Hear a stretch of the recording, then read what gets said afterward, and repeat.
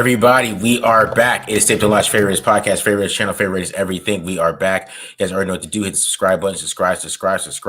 Hit the like button if you like it. Hit the dislike button if you don't like it. Leave a comment if you like it. Leave a comment if you don't like it.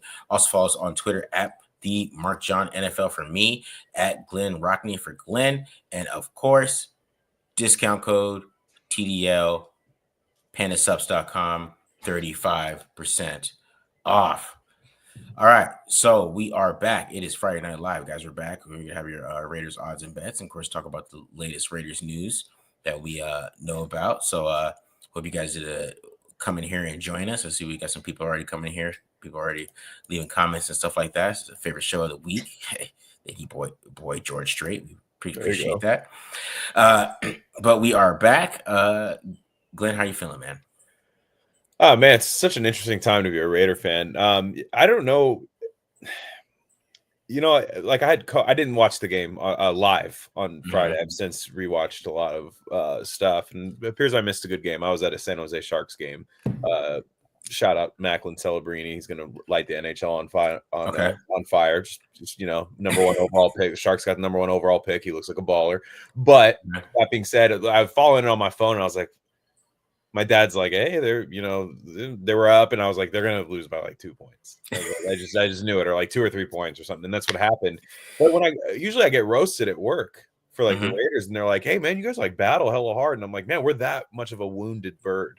I know. And they're also Niner fans, so they're hurting too. Like they have their own misery, talking about season from hell where you're 5-7, and guys get hurt. So it's just this weird time for this, but. I'm fully locked in on trying to get the number one overall pick, as is every Raider fan right now. Locked in on trying to get the number one pick.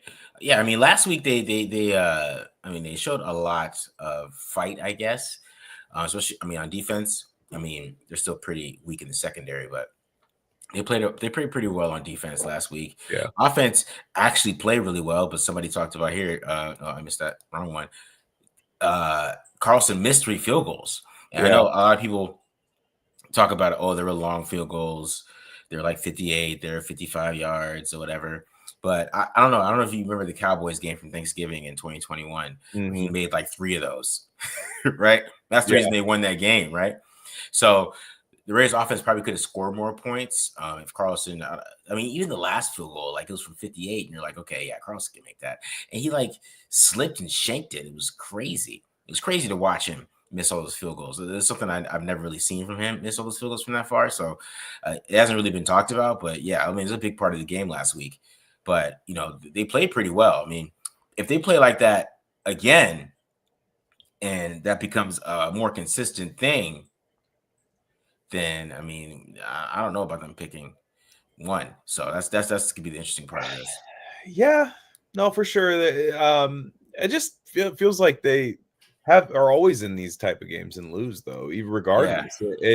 And with the Carlson thing, look, the Kansas City kicker wasn't making anything either. So I don't know what neither of those guys were making anything. I know we think it wasn't Butker. We think Carlson's better than that kicker, of course. And kickers just have off years. And I won't even say he's having an off year. That was an off game. Off game. A bad game.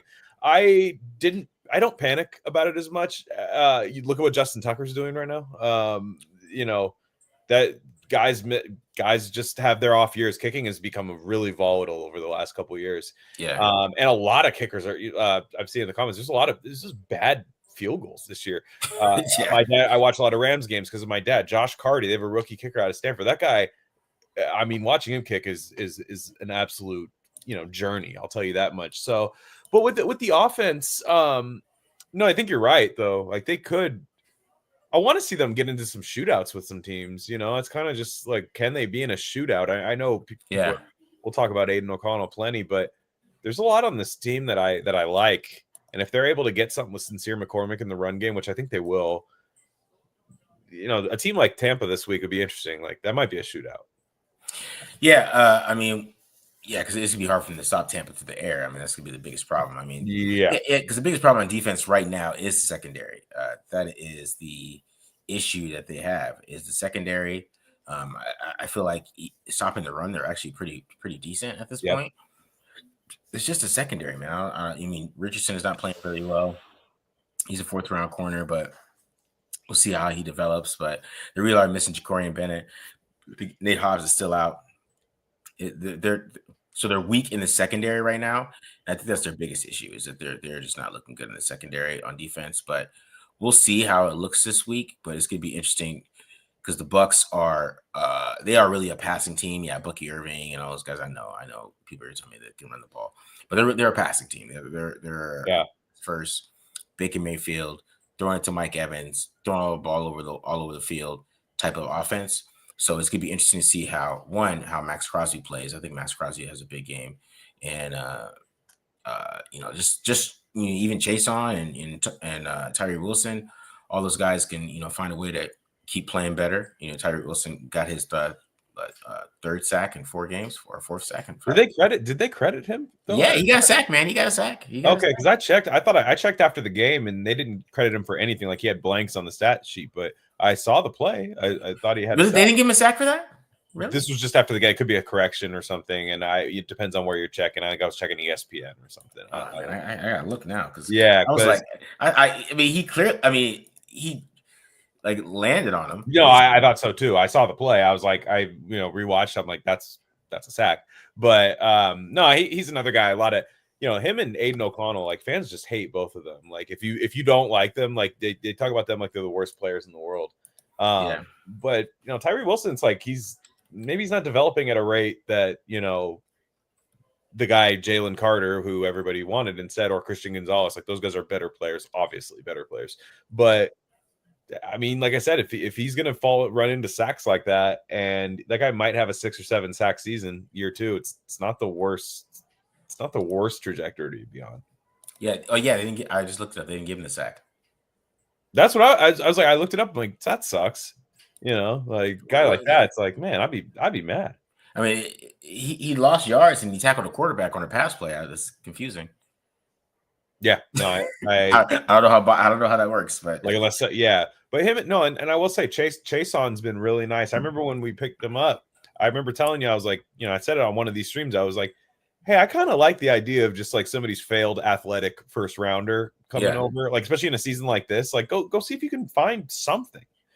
And I don't know. I saw Matt's clips he was posting. Like, looks like Malcolm Kuntz out there.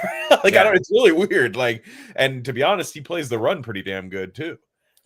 He's not playing bad. To me, there's a lot of people say, well, let's not jump the gun on Caleb on Chase. I'm like, well, somebody already did when they drafted him in the 1st round. Like, somebody already knew he had all these traits and talents, and he's only 25 years old.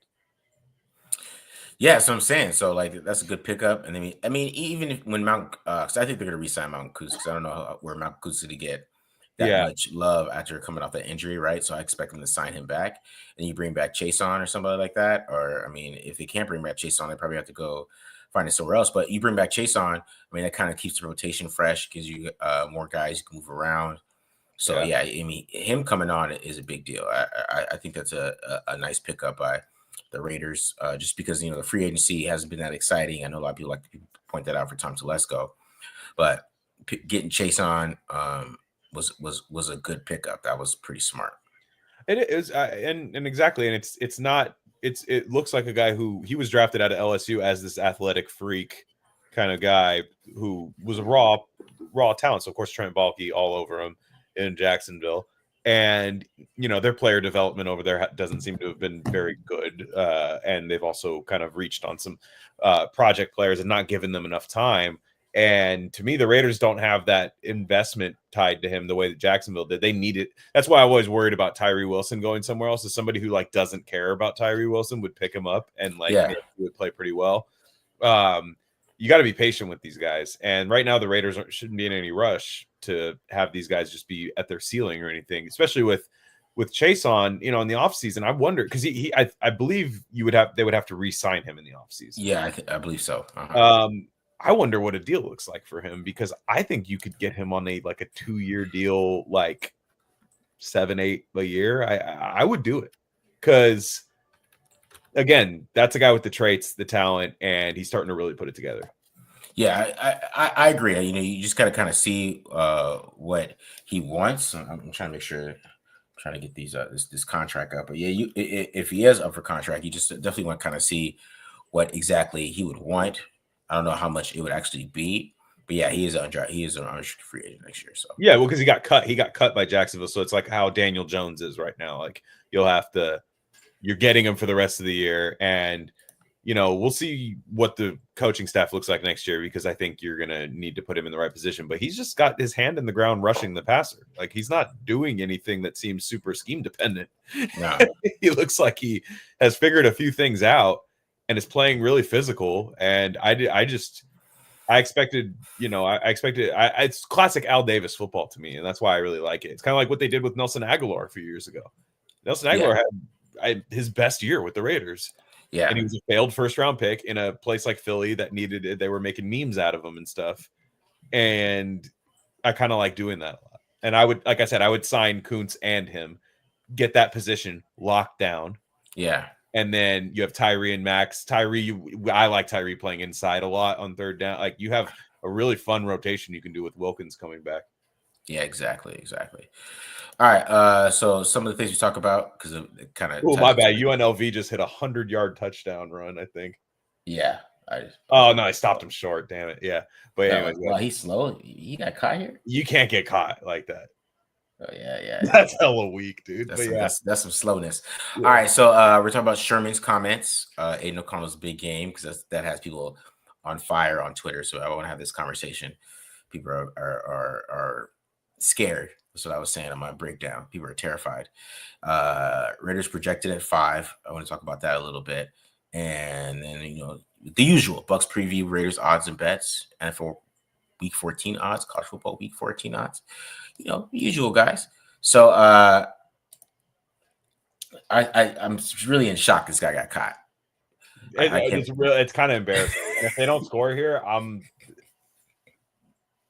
I just don't know how you get. He had such a lead though. He had like a 2-yard lead. I called the 100-yard touchdown, and then you just see him like, I was like, did your Achilles pop or something? Like, what the heck happened? And they take a delay a game. They take a delay a game on first down. If I'm the coach, I'm like, hey, I need you to score that touchdown. Wow, that's crazy. Oh, this is bad. All right, so let's start with Richard Sherman's comments. So Richard Sherman did a little podcast. Right? Or he has a podcast. He has one, yes. He has a podcast that he does, and he gave his thoughts about Antonio Pierce. Now, he was coming off watching the Chiefs game live. Let's start with there. I want to start with this before we have this conversation. He was working for Prime Video, NFL, Amazon, whatever. He's a commentator for them. So he watched the Raiders live before he made these comments. So I think that is some context with this. But yeah, he did a lot of caping for Antonio Pierce, saying that he didn't get a fair shot with the Raiders, right? The Raiders didn't set him up for success, and how basically they just put him out there so he could get fired. Basically, that's basically the point. Like he was that one dude, David Culley for the Texans. Like basically, like he was Culley. Yeah. That's basically what he was trying to say, right? So yeah, he made those comments, kind of broke it down that way. What were your thoughts on it? Well, as somebody who did a lot of caping for Antonio Pierce, you don't have to die on that hill, and you don't have to. Now, Richard Sherman's not a fan of the Raiders, and I get it. Antonio Pierce is from that like player fraternity kind of player. Richard Sherman and Antonio Pierce might have had an overlap in the league. I don't know if they did or not, but I'm sure there's something there. I think they're both LA guys. Yeah. And I just think he's wrong. And because here's my problem with Antonio Pierce, and I've been waiting all week to say this about Antonio Pierce, is I don't know that they were a playoff roster. I think that's fair to say. I don't know that they're a playoff roster. I do think it's not a 2-win roster. And to me, if he had the best guys playing, Aiden O'Connell is better than Gardner Minshew. Every fan can admit this now, but it was so hard to tell everybody at the beginning of the year that was the case, including the coaching staff, to be fair. Like, they didn't seem to think that as well. Scott Turner's been on the roster for how long? Or been on the coaching staff? He's been there since 2023. He came in 2023. So when you miss out on Kingsbury and you go get Luke Getsy, meanwhile, you could have probably just given the job to Scott Turner. Just on an emergency, like, damn, we didn't get our guy. Scott, I guess you're up. That would make sense. Yeah. That would make sense that they do that. There's just a few things that are like, okay, he's doing those things wrong. Now, this is not even getting to the in-game stuff. Like, as fans, if they had a bad year, but we saw Antonio Pierce kind of, making some smart in-game decisions, doing, okay, he picked O'Connell over Minshew. I mean, the Zamir White thing. You've had Sincere McCormick on the roster the whole time. I understand maybe his pass block protecting isn't the best. Fine. Yeah. But you were out for he was acting like he was Sherlock Holmes. Like, I am still on the case trying to find out why we can't run the football. Zamir White sucks. That's why you can't run the football. And Alexander Madison is just kind of like mid. He's just mid. Yeah. And so Sincere McCormick shows a little bit of wiggle. And this guy's been on their practice squad for like 2 years. So he had the chance to get more wins, and he with his own personnel decisions. So what does Richard Sherman have to say about that? Yeah, that's the thing. Like, he watched Aiden O'Connell. He watched Aiden O'Connell live. Richard Sherman. That's what I'm saying. He watched them fight against the Chiefs, and that's the whole. That's what I think. A lot of his comments come from watching that game live. He was on the sidelines. He was right there watching it live. Watch that team come out and play really hard. I mean, they did. I mean, they gave the Chiefs everything. I mean, you can make the case that they should have won that damn game, right? Sure. Right. So when you watch that and you come back and you do a podcast, yeah, you might give your thoughts like that. But yeah, you're right. I mean, it's really the whole season, in my opinion. Like, there's just games that that like the Panthers game. Like, I mean, come on, bro. Like, the Panthers obviously are. Even with Andy Dalton, they had to go back to Bryce Young. But that game, Andy Dalton looked like he was he was going to have the job for the rest of the year. He got all these cool, things on all over social media, like he was just going to be this superstar, and he was going to, keep that job forever. And that fell apart super quick. But the reason why that happened is because the Raiders just weren't ready to play that damn game. I don't know what they were doing after they beat the Ravens, but they weren't ready. The situational football stuff is ugly, in my opinion. Yeah. I think it's still bad. Even last week when, he called a timeout, like they were going to punt on 4th and 11 from like inside the 40. And then he called timeout and then he went to kick a field goal. And I was thinking, okay, if it's 4th and 11 and you call timeout and you going to kick a 58-yard field goal, why don't you just go for it? Yeah, the think it over timeout. He called the think it over timeout, which is what the dumb coach move. And that's the thing. Exactly. Like, I feel dumb caping for him in the offseason, knowing that you did, because look, you have all these veteran guys around you, which that seems to be a bad idea at this point. These Marvin Lewis's, these Tom Coughlin's, like that doesn't seem like that's yielded that should have given you some kind of seasoning or help. That doesn't seem to be coming through in the games. And like I said, it's personnel like that. The worst thing a coach can do is when a GM puts together, I won't say a great team, but a team that's better than what they're doing. And there's just solutions on the roster for things. And week after week, you're not doing that. Like, what that to me is, well, what can I do? What can I trust you when there's like more talent on this team? Like, will you find it? Will you find the 4th round or, the undrafted free agent that's actually better than the free agent you signed in the offseason at corner? Like, will you do that? And I don't trust him to do that right now.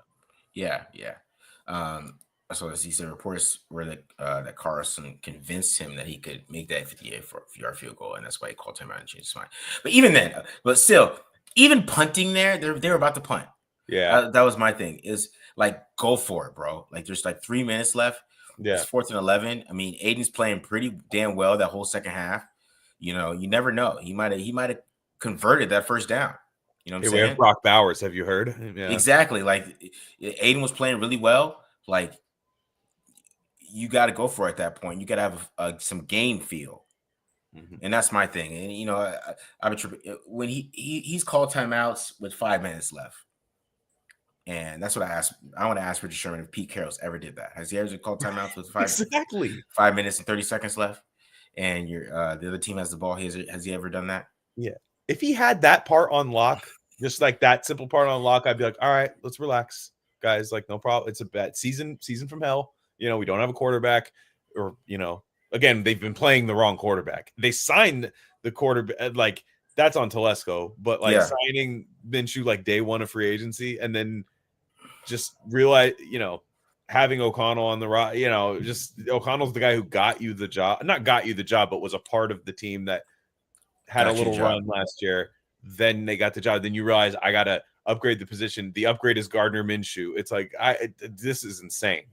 By the way, did not score on that drive, UNLV. That's insane. Just wow. That old Yeller treatment for that guy. Oh my gosh. But the Raiders are just like, they might still keep him. They might not. I don't know. I'm less confident now. They can't lose. How many games would it be in a row? 12 games in a row? 12 games. I mean, for the rest of the season or this? Or well, like week? Since the Browns game, it would be because they haven't won. This would be the 9th in a row. And I just mean for the end of the season, how many more? I mean, you got like it would be like 12 or 13 games. Like it's insane. So they're 2-10 right now, right? So 12, so yeah, 6. So they got 5 games left. So yeah, if they lose their last 5 games, I mean, a lot of fans would be happy about that, but he's getting fired for sure. That's what I mean. Like you can't do that. Like it's one thing to like start 0-10. And then like win 3 games at the end of the year to keep your job. That's one thing. You cannot end the season on a losing streak like that. And we all kind of want that to happen.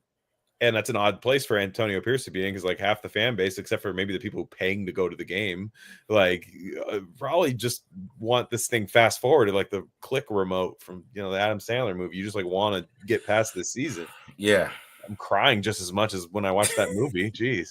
Like it's just, I'll give him that the Christian Wilkins, like those things, that it just should be better. We all expected it to be better than this, and it's not. And it's clear why. Mm-hmm. Yeah, that's my thing. Like, especially like how he was supposed to come in and be the coach. Like, you got to go back to the offseason. I mean, even Max Crosby threatening to ask for a trade. See, a lot of people were like, Mark Davis hired Antonio Pierce over Jim Harbaugh, yada, yada, yada. But Max Crosby was like, I don't want to be on this team anymore if you don't hire AP. I want to be traded. I'm going to ask for a trade. And, threatened Mark Davis. I mean, it was a threat. You know what I mean? And Mark Davis is put in a tough position. And he went with what his players said because last time with Rich Bisaccia, he didn't. And that's why we have AP at this point, right? And, AP finished the season well last year. And I don't know what happened. I mean, sometimes when you become the coach, you get into this point where, like, you just become this totally different guy. And I feel like that's what happened with him. Because I don't know, I just feel like even his press conferences, man, like I didn't like when he threw Scott Turner under the bus with the running the ball. I'm like, yeah, you guys were down. Like you know the game plan, my dude. And then like watching Hard Knocks. Did you watch Hard Knocks with AFC's South? The North. I haven't watched it North, bro. Like Mike Tomlin. I know. I've seen the clips. He's in every room. Yeah, like he's with this. He comes with the game plan with the special teams coordinator. Yeah, he comes up with the game plan with the offensive coordinator. He comes up with the game plan with the defensive coordinator, and then he while motivating the team in the big meeting. So it's like when you throw your offensive coordinator under the bus, it's like, bro, did you meet with him? Like, shouldn't you know the game plan? Shouldn't you be going over that? And that's what I'm talking about. Like that's what I was like when I saw Mike Tomlin going over the special teams game plan. He's with the special team coach watching special teams film, and they're going over the game plan. I'm like, bro, that is like a total difference from what the Raiders are doing right now, and totally different from what AP is doing right now. So yeah, that look on Hard Knocks, because you even need to compare it like to Zach Taylor if you compare it to Mike Tomlin or even John Harbaugh on that show. Just it is a completely different thing. So so that's my thing with the Sherman comments is like, you haven't been here throughout the whole season, and like a lot of the situational football, a lot of these things, like AP's just not doing a good job in making decisions with this team. So that's my issue with it. So like he might stay, but you're right. If they lose these next 5 games, then he is out of here. So and you got to know that as a coach, right? Yeah. Like you have to know that as a coach. Like you got to run into a win, right? Like, and I mean, if Jameis Winston was playing for the Browns, I don't think they beat the Browns. Like that was the Deshaun Watson game. Yeah. And I mean, that was a game that they and the way that they're losing, right? The way that they're losing, a lot of it's Gardner Minshew. Now, I will say that's his fault though. Like we all knew after a few games. I mean, I had a feeling before the season he wasn't going to be good, but like after a few games, you knew like this guy's not very good. Mm-hmm. And they did play Aiden against the Rams, right? Like they did. And Aiden O'Connell hurt his finger, but I don't know, man. Like Aiden O'Connell ran that offense, like has already run the offense better than Gardner Minshew ever could. Like it's not, and a lot of fans are really, whenever you like compliment Aiden O'Connell, it means you think you want to retire his jersey in the stadium. Yeah.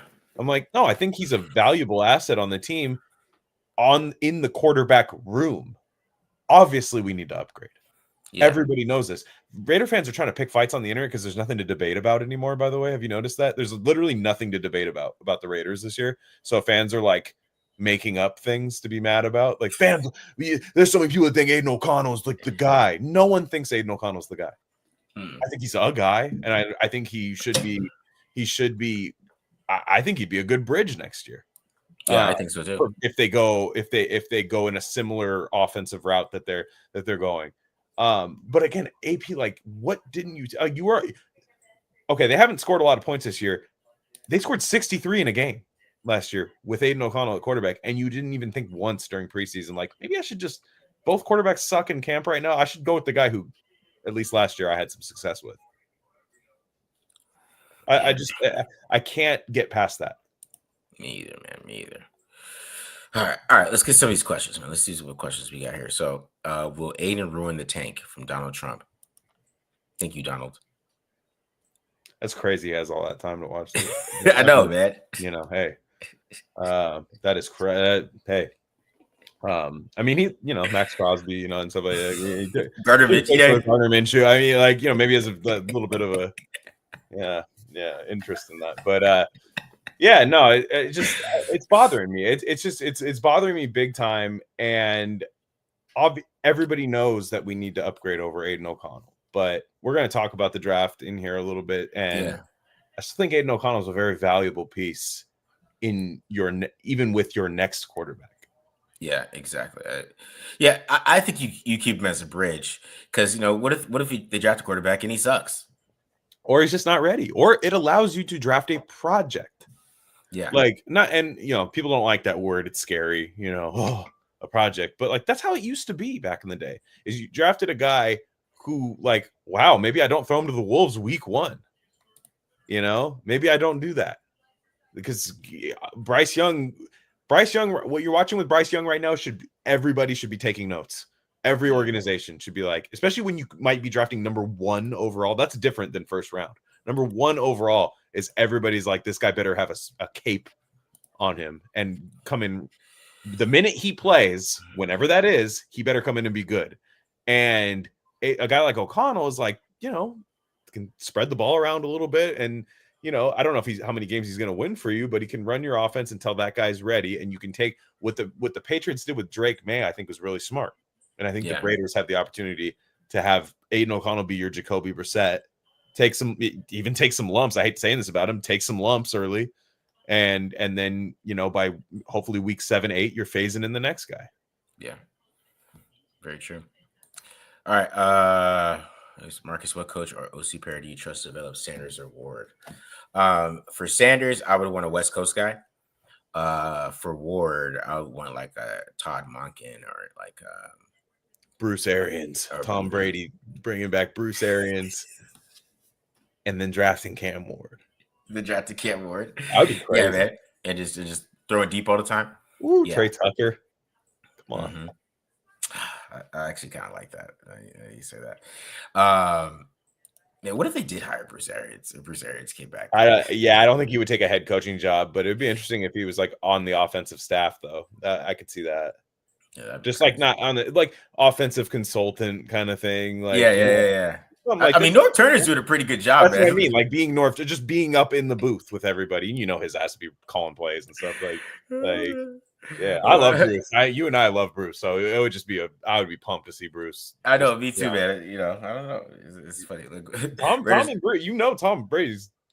Yes, people keep talking about who he's going to bring from the Patriots. What about the Bucks? Yeah, that's true. You know what I was thinking too. Who I was Shador, and this is not really a good answer, but with Shador, it would be crazy if you brought John Gruden back. John Gruden and Shador would be sick. Like it would actually sick. But I will say the Niner fans right now all think Kyle Shanahan's a dead man. Mike Florio, whatever stock you put in, whatever what he says, trading for him. No, they think the Niners are going to fire him. I heard about a trade. No, they think the Niners are going to fire him. And people they're so stupid. This stupid fan base. They think they're the most spoiled fan base I've ever seen in my life. If you're not Bill Walsh, you should be fired immediately. And I would love Shador and Kyle Shanahan. Man, that would Raiders make the playoffs next year. They got Shador and Kyle Shanahan. I'll tell you that. Yeah. Anyway, we keep Kuntz, Chason, and Snowden? I think so. I think there's a good chance of that. Yeah, I think they should. I think both of those guys would cost you one. You would be able to spread the contract of one big free agent signing edge rusher to two guys that you already know are like playing well under your with your team. And Kuntz, perhaps you give him a little bit of time, and Chason could start right away, and that's make it a competition between them. Do the Raiders consider Mason Graham if they miss out on QBs and Hunter? Do you want to talk about this now, or do you want to wait? Because there's let's save that. Let's save that. Put a pin in that question because that's an interesting strategy. People aren't ready for it, but yeah. Mm-hmm. All right. What is it? If AOC finishes the season strong and our pick slips, do you think the Raiders might take BPA in the first and then trade back into the first, or take someone like Milroe in the second? I mean, it's a possibility. Yeah, I don't. A lot of people are saying that they have to draft a quarterback, not draft a quarterback, but like with the first pick, and or else they won't be happy. And I'm like, well, shut up. I'm just gonna say like right now, like just, I'm still scarred from people that were mad about drafting Brock Bowers. I know. So shut up. That's all I'm gonna say. And yeah, okay, we're 2 and whatever. I get that. Let Telesco cook, and there are quarterbacks that get drafted in the second round that are very good. There's quarterbacks that get drafted in the third round that are good. There are quarterbacks. The owner of the Raiders, part owner of the Raiders, was drafted in the 6th round. So I don't even know if he's going to prioritize that. Yeah. If what's Tom Brady be like? Yeah, we have to take one first overall. Why? So it's. I would prefer to take one high. Yeah, I would. I'm not going to freak out if they don't. It's all, the NFL doesn't like these quarterbacks. Exactly. So, I mean, that's the thing, man. It's hard for me. So, is Tom Telesco like these guys? That's the question I have. Mm-hmm. And Carson Beck scares the hell out of me. I don't know what Georgia's going to do. He's a second, maybe third rounder. He's I don't know, Glenn. The NFL likes him, and he came into this year QB1. I'm telling you, if Georgia could go win the national championship, they have the team to do it. They do. They have the team. Yeah, they do. They play a tough schedule too. They play the toughest schedule in college football. He scares the hell out of me. He does. I'm not gonna lie to you. I don't see that, but that's another one. You can talk me into a lot of quarterbacks if I don't have to play them right away. And I know I'm not caping for any of these guys quite yet. I like Shador. I'm Team Shador. That's what I'm at right now. But you could talk me into like some of these Aller guys where depending on where you take them. Mm-hmm. And if you're going to say I'm going to play O'Connell year one, we're going to, but then your first overall pick or second or third or fourth, whatever, in the top 5, You go get a blue chip player where at literally any position, it doesn't matter. Yeah. And then you go get that guy in the second round, or something.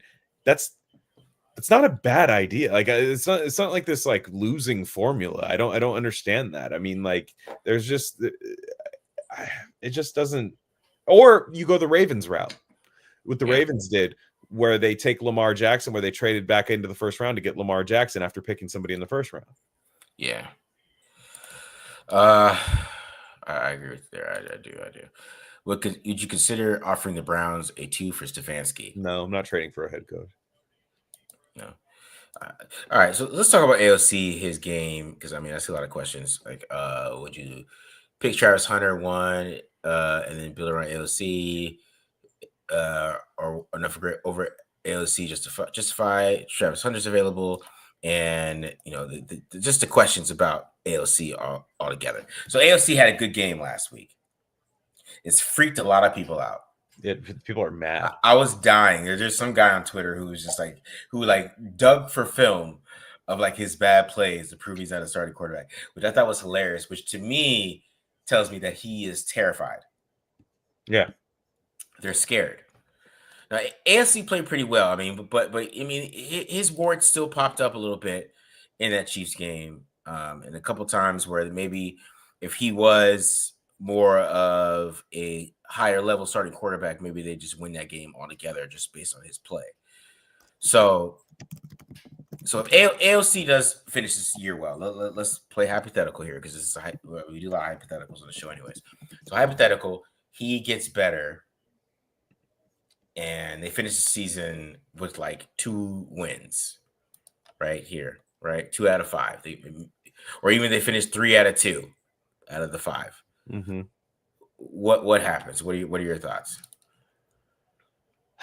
So you're saying they finished? Give me the hypothetical. They finished so like 3 out of. So they win 3 out of the next 5 games. Okay, so they're out of the top 5 if that happens. So they win 4 games, or they're maybe at 5 to 7. Pick 5 to 7. Yeah, I am still a blue chip over anybody. Like the problem is are these quarterbacks blue chip? Are they, or do we just need one? They aren't. That's what I mean. The fact that you didn't even answer it within this fast, right? If I asked you, was Andrew Luck a blue chip prospect? Yeah. Of course, you wouldn't have let me finish the sentence. And I like Shador, and I'm fine if they take him number 1 overall. I get it if you're like, yeah, but this guy's way better at football, and I'd rather bring in another quarterback with my bridge guy O'Connell, or it might not even be O'Connell. It might be a free agent. I don't know, but you do have O'Connell under contract. Yeah. And let's say you go draft a guy with a big arm like Drew Aller, and you let him sit for a little bit. And you have this young offensive line get a little bit better. You bring in a staff that can fix the run game, because I think that can be fixed rather easily. And you get healthier on defense, and who knows what you draft as that blue chip in round 1. People always act like that doesn't count, the thing you draft that isn't the quarterback.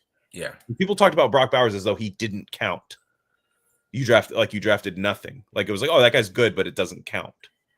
Like that was kind of the way they looked at it. I'm like, this is about stacking up blue chip talent. And one thing Telesco's done pretty well is first round picks. Yeah. He's done pretty well. People laugh at Quentin Johnston, but like that dude's got Derwin James, Rashawn Slater, like Justin Herbert. Like he's done pretty damn well. Can't hire a damn coach. I'll give him that. That is the scariest thing about Telesco. Yeah. But hit top 100 picks, which the Raiders have 4 of at the moment, I feel pretty confident with him, and I'm gonna just let him cook. Yeah. See. This is a good comment by shortest wide receiver here. I think it matters how Aiden plays in those losses. It always feels like when he's bad, he looks unplayable bad. Yeah, I agree. And that is a great point. And I think the hype around Aiden O'Connell is that we had a big Aiden O'Connell game, right? But the next game, Aiden O'Connell, I mean, even this week, he could play terrible. And that's my thing with him is if he's consistent to end the year, then yeah, maybe I would say that then maybe that they go with that type of situation. But if he's inconsistent like he usually is, I mean, like he has been his whole life, right? He's inconsistent at Purdue. Like one game at Purdue, he looks terrific. The next game, he looks terrible. The next game, he looks terrific. You know what I'm saying? Like if he does that, then yeah, I mean, no, I mean they're not gonna, kind of stick it out with him. I think they're trying to figure it out and try to see what they want to do. But I don't know I don't know how Telesco's gonna feel about this quarterback draft. I did see somebody say earlier that Mark Davis might force them to draft Shedeur Sanders.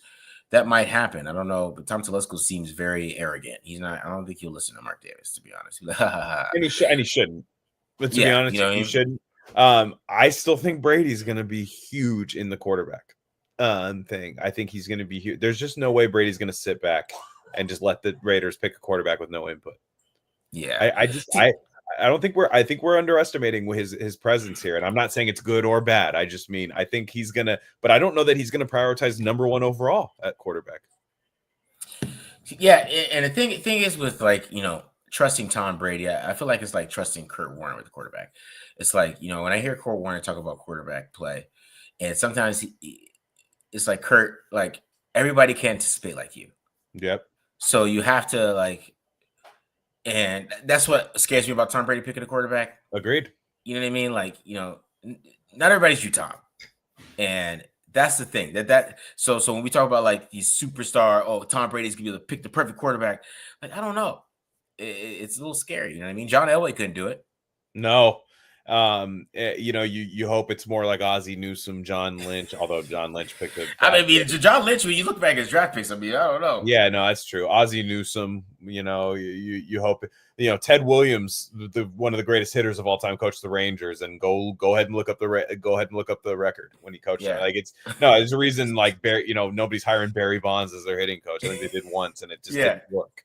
No, I agree. I hope Brady knows. And he's been working out with Shedeur, and maybe he might just go, look, this guy is the truth. And I'd believe him.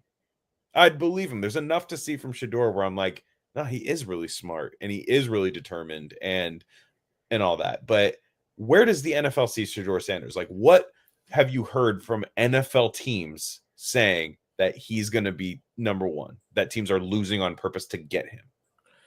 Now, Dane Brugler, who's the only person really doing I do like Dane Brugler. I trust him. He says that Shedeur Sanders is the most polarizing prospect of this draft.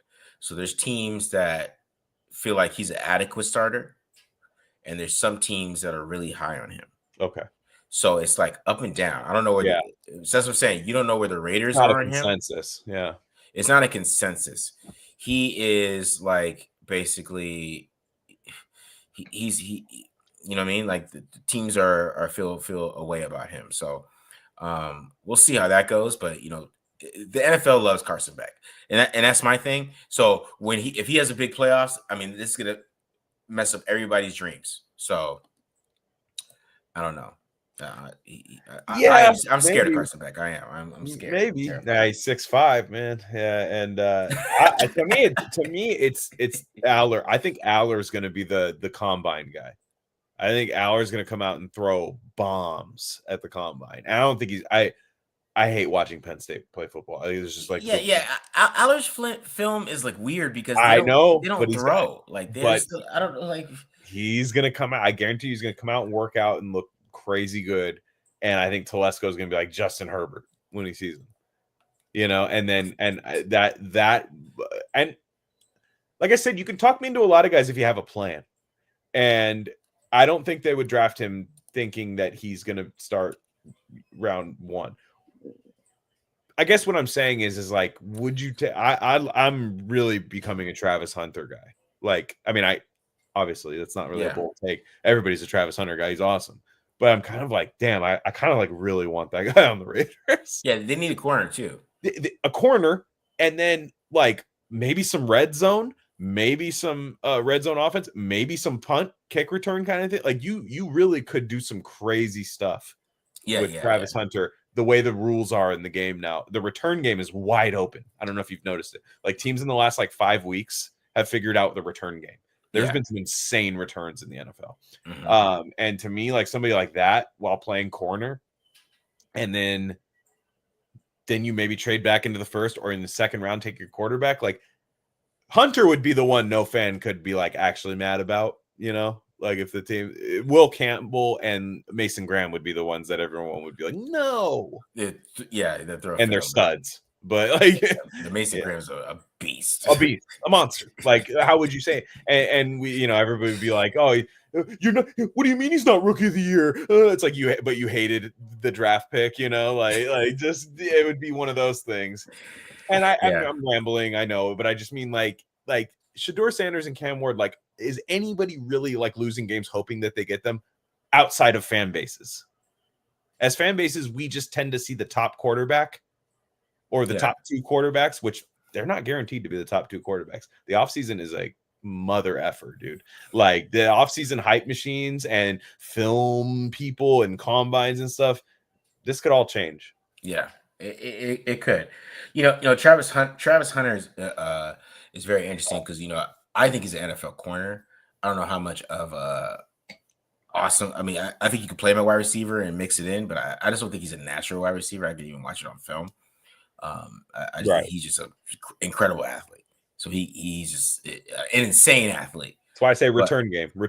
Yeah, You don't have to play him on offense. Return game. Yeah. But I would love that pick because he is just he's one of the most distinctful corners I've ever seen in a long time. He's so good. And, you figure, okay, then next year you have Jacorian Bennett, who's done a fantastic job improving from year 1, year 2, as him and Travis Hunter. You bring in a vet at that point who knows what you do with Hobbs, and you're like, man, all of a sudden the secondary looks great. And then I get this D-line bet. You found something with Chase on. You're year 3 of Tyree Wilson. Kuntz is back. Wilkins is back. Obviously Max Crosby. You're starting to look at that defense and you're going, okay. And if they were to bring in a Mike Vrabel as head coach, you start thinking about like the way this team is built.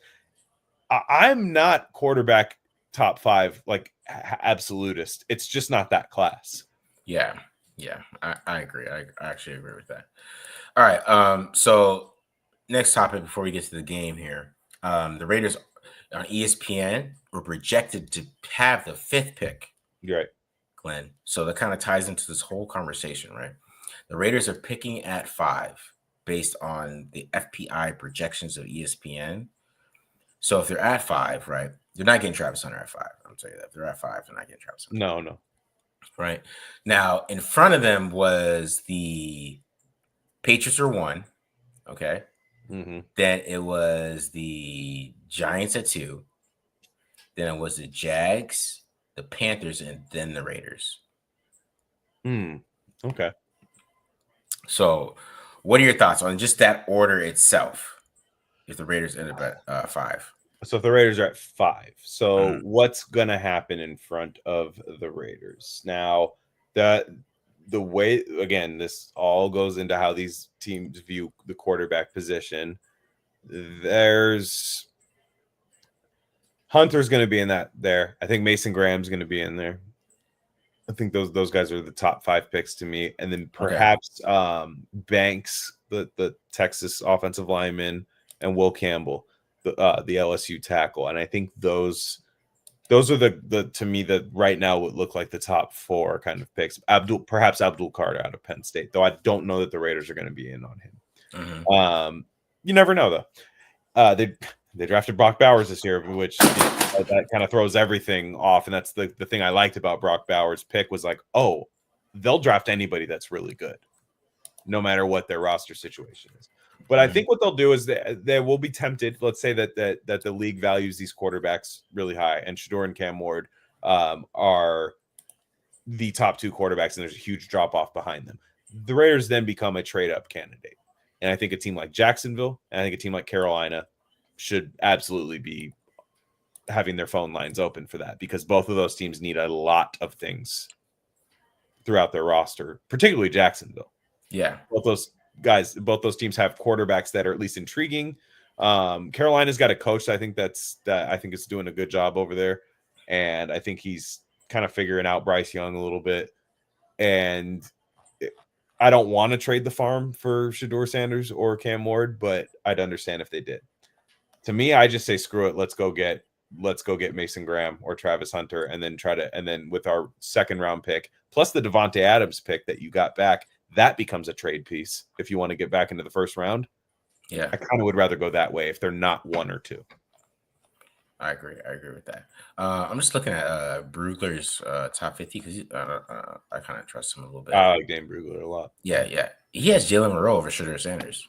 Is there any way we could get him on the show? I feel like he would come on the show. Maybe we could. I feel like just be like, Dave, we're like super into like, can we get like 15 minutes of your time, dude? You know what I'm saying? Like, just saying. Is Shedeur Sanders really 6'1"? They had him at 6'2" when I was looking, 6'2", 215. He has him at 6'1", 198. I think he looks a little bigger than 198. There's some short ass quarterbacks in this draft, man. Yeah, that's the thing. Is Cam Ward's not that big. Like for his arm, he's not like, if Cam Ward was like 6'4", I'd be like, oh damn, let's go. Yeah. Like, let's do it. He has Cam Ward at 6'2". I'm interested. Yeah, I had him. Yeah, okay. I'm interested in these guys' height. I really am, because I do think Shedeur Sanders is 6'1". I thought for a minute I see people say he's 6'2". I think he's 6'1", which is going to play a big factor for me, in my opinion. But yeah, if the Raiders pick at 5, right? I'm looking at some of these guys on here. What if they went like McMillan, Satori McMillan? Wouldn't that be crazy? That'd be. I was thinking about that too. Okay, so think about teams that do this, right? Okay. People will laugh because they didn't win a Super Bowl or anything, but like when the Bengals went AJ Green, then Andy Dalton second round, like that's not a bad draft process. Yeah. And regardless of that, McMillan is 6'5", can run. I mean, the guy's a beast. He's on a really bad Arizona team, but like he's a beast. Yeah, you do that, and you have Brock Bowers and McMillan. And then you have your bridge quarterback, and then maybe your developmental quarterback. I don't think that's a bad spot to be in. He has Will Johnson at 2. A lot of people love him. I haven't watched him super close. Is he better cover corner than Travis Hunter? It's tough because Travis Hunter is more instinctful, but Travis Hunter is a gambler. Will Johnson's more of like a right. He's more steady. He's like if they took Will Johnson at 5, I'd be excited. I would. Yeah. But it all depends because like I said, it all depends on how this league views these quarterbacks, man, and how Tom Telesco views it. It'll be interesting to see how that all goes together because it's gonna be a big deal. They might like a quarterback better than we think. So that's what I mean. Like I'm prepared for them to like fall in love with like a random quarterback. Like in 2014, I didn't really like Derek Carr as a prospect. Didn't like him, but I just was kind of like, I don't need to this is not like a guy I have to have. And then they take Khalil Mack, he's a blue chip guy, obviously. And that was kind of another draft class that Manziel, Bridgewater, Carr, like none of those guys were like jumping off the table. Like now everybody feels like you got to get the top quarterback so our fan base is happy. Yeah. But back then there was just a different order of operate. You took the best player. And I want to go back to just taking the best player. I want blue chip players on the Raiders. And it sucks because as fans, we're just so tired of not having a quarterback. But it's like, no, we also don't have a coaching staff. We also don't have, corners, like right now, like there's a lot the Raiders are missing that they can fix by actually taking the best player available. Yeah, I agree. So, but I mean, they do need a quarterback though. So I mean, like I said, it all depends on Telesco likes one of these guys, and that's the thing. I don't know if it's going to be a for sure thing, and I think a lot of fans are dead set on that. Right. And I think a lot of people are going to freak out. But unless it's Travis Hunter, I think Travis Hunter people will be like, okay, that's sick. Like we got Travis Hunter, but like we still need a quarterback. I'll tell you right now, it depends on the coach that they hire too. Yeah. Like let's say my Kyle Shanahan thing happens. Are they drafting a quarterback in the top 5? Kyle Shanahan, the one time it's happened, it blew up in his face like Wile E. Coyote. Yeah. And he might just go, I'm not advocating for this, but he might just go, maybe I can finally have Kirk Cousins. Yeah. And he might just say that Kirk Cousins and Aiden O'Connell, and then I go draft Travis Hunter. And I'm not advocating for this. I just mean like it doesn't. Not everybody's gonna be like quarterback brain. Like the podcast you listen to that says you have to have a quarterback, or else your franchise should be relegated to like high school C League division. Mm-hmm. That doesn't run NFL offices. NFL offices they don't want to pass on these great players at the top of the draft. Yeah, I agree. All right, let's before he gets odds the best, get some of these questions here. Went to any games reward. Can I already answer this question? Talk about Mason Graham. What QBs with Brady until let's go like in the second round? Aller, Beck, Moreau, Rourke. No, I don't think Nussmeier is coming out, but if I had to pick in the second round, it'd probably be Aller or Beck. I would understand Milroe depending on the coaching staff. I would understand. I know it's not the time to buy, but guess what? Alabama's going to make the playoff. They're going to be playing my Notre Dame Fighting Irish according to the projections, and they're going to wipe the fucking floor with us. Unfortunately, we always get the worst freaking draws round one. It pisses me off. I wanted Miami. I wanted Cam Ward. I wanted their soft ass team. I wanted them. Yeah, but Milroe comes out and wins a playoff game running, for 200 yards and making some big throws. He's back in the mix for sure. I know his Oklahoma game was awful. I watched the entire thing. He was awful in that game. Yeah. But Milroe, Aller's got the big arm. So, and he does make a throw from time to time where I'm like, damn, okay. I get it. You do the JJ McCarthy thing with him and you sit him for a little bit and you draft your blue chip guy round one. I don't hate that process. I agree with you. There. Does sure have the arm strength for the NFL? That's your question. I mean, that's why the fact that we've had to pause and think about it and debate for this long means that these guys actually aren't top 5 picks. That's what I mean. That I don't know. I watched it play Cincinnati the other day. And I was just like watching some of those throws. I'm like, oh my God, I don't know, man. That's what I'm saying. It's more about that he's just not this, like if he was like an awesome anticipator, like if he anticipated like crazy, maybe I could see it where you could be able to throw the ball downfield. Like I said, I could be completely wrong about him. And if I am, I'll definitely bite that. But it's just a struggle for me to see him like throw the ball more than 30 yards on the field consistently and have more explosive plays. Like the way they play offense in Colorado, it's just like a lot of screens, a lot of quick passes to these playmakers. These guys are really fast. If you could build that team around him, then yeah, that could work. But I don't know what you can do with that. But that's the thing with Shedeur Sanders is does he have the arm strength? Because a lot of people love Shedeur Sanders because he's got the cool. He's cool. He flashes. He scores touchdowns, all that stuff. I get it, but there is a question. If I got to throw a 15-yard out, let's say they're playing West Coast offense. A lot of teams do this choice route where they got a corner or out route type of thing over the top of it. I mean, Derek Carr against Chargers, he threw that ball to Zay Jones to seal that game, right? Can he drive that pass? That's my question with Shedeur Sanders. And, I don't know. Okay, so of all the quarterbacks drafted number 1 overall or even in the top 5, have you ever had that question about any of them? Joe Burrow.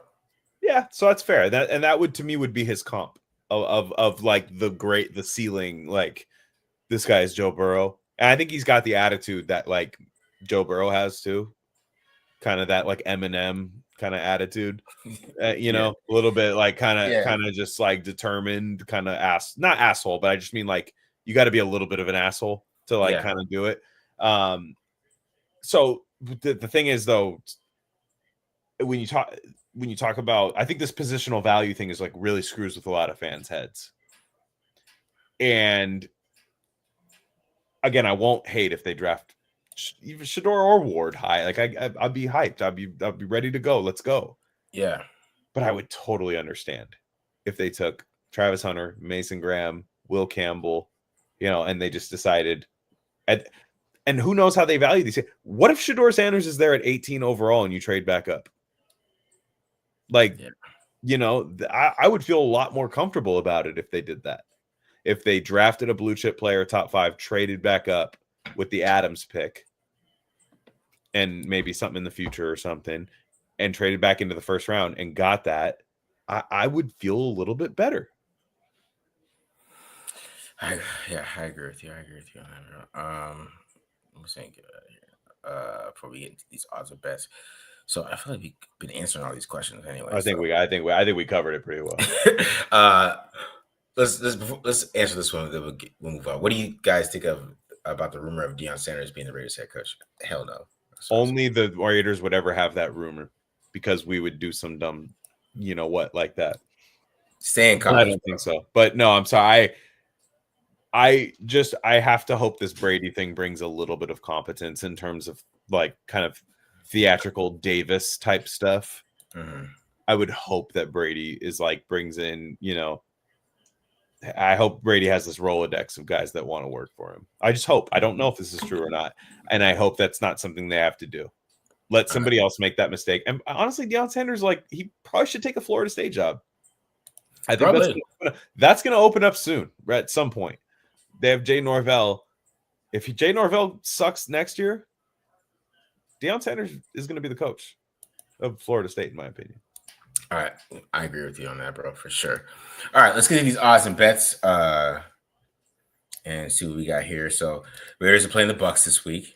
Tampa Bay, Baker Mayfield, and the Bucs defense, Vita Vea, Levante David, all those guys.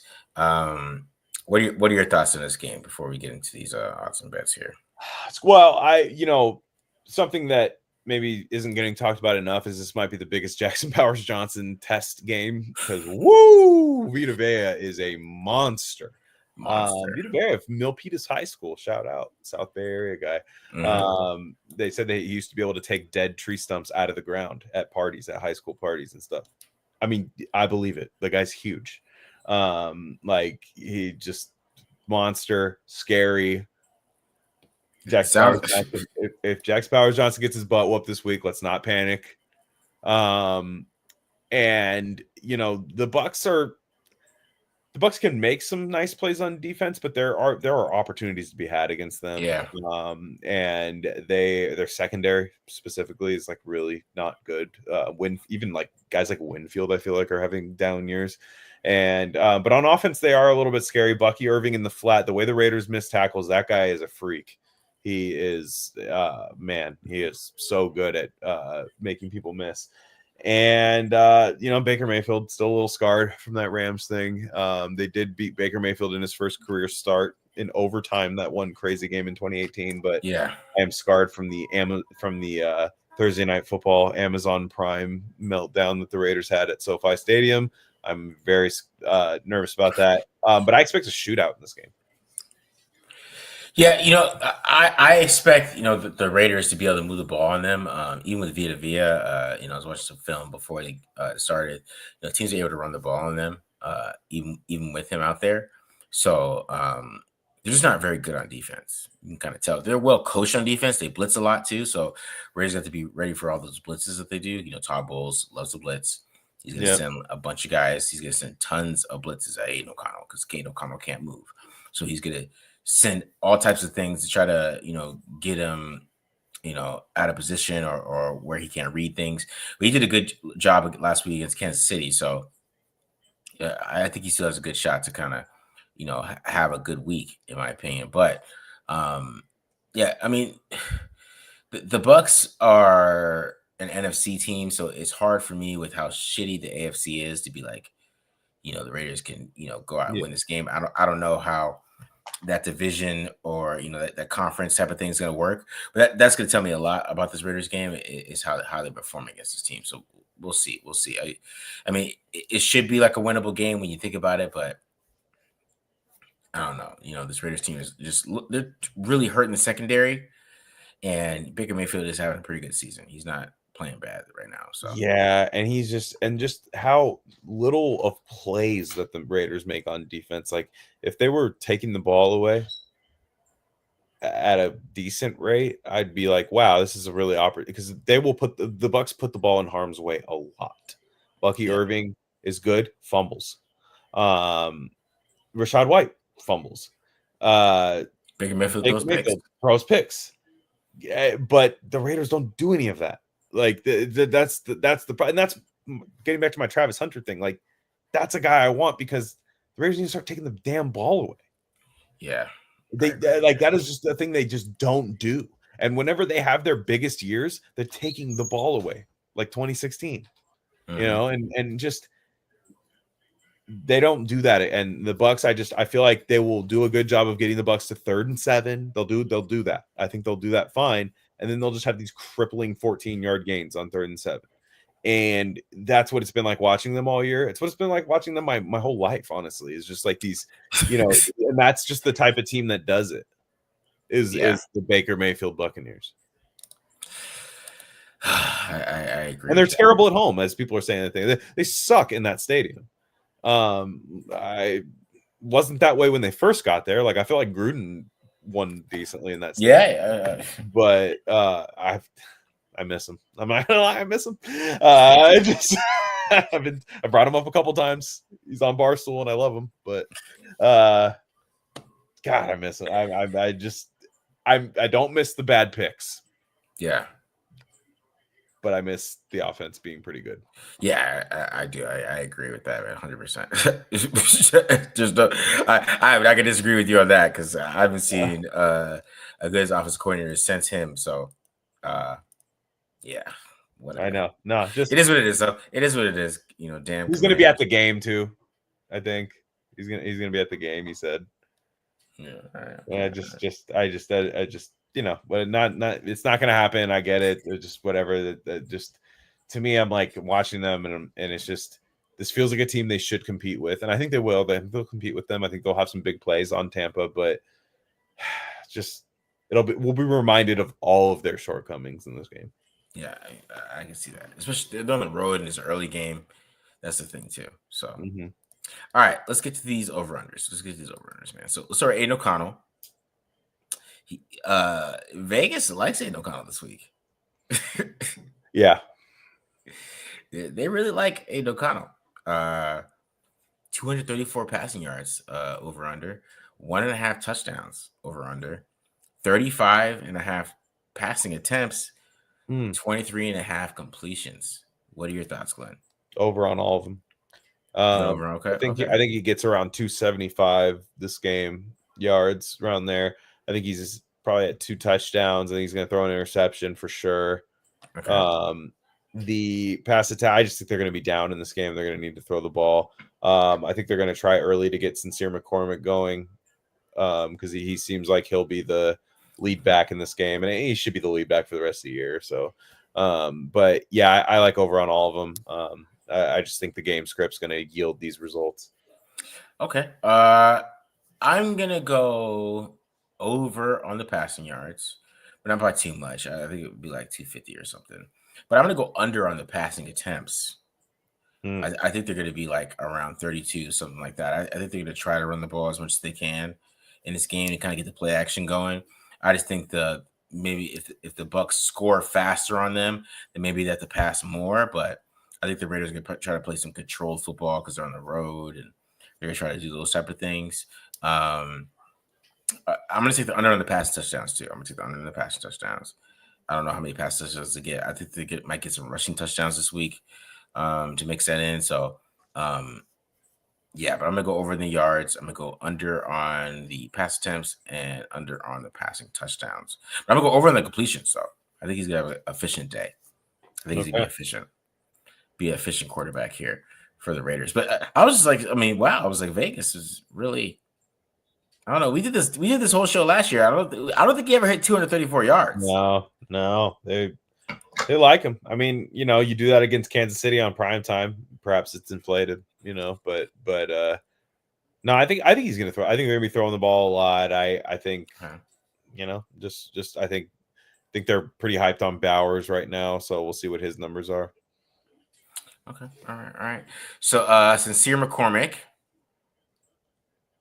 Wow. Rush yards 50.5. That's a Mark John Sportsbook. I was gonna say, I'm surprised they had these numbers out. They had his touchdowns, but I came up with this. This is a Marcus Johnson Sportsbook right here.